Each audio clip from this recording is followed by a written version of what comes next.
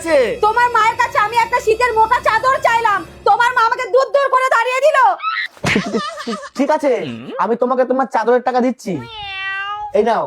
আর শোনো, এখন থেকে তোমার যা লাগবে আমার থেকে চাইবা, মায়ের থেকে চাওয়ার কোনো দরকার নেই। বাহ, হেভি আইডিয়া তো।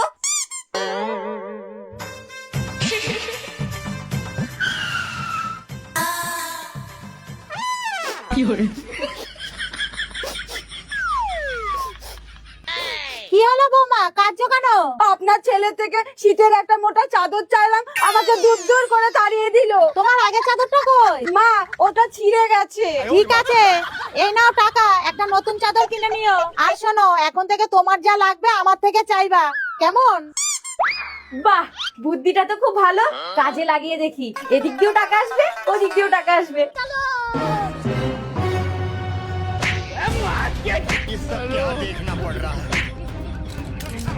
কি হলো, সব ছুঁড়ে ছুঁড়ে ফেলছো কেন? আমি আর এই বাড়িতে এক মুহূর্ত থাকবো না। একটু এগিয়ে গেলে টোটো পেয়ে যাবা, সবসময় শুধু টাকা টাকা করে।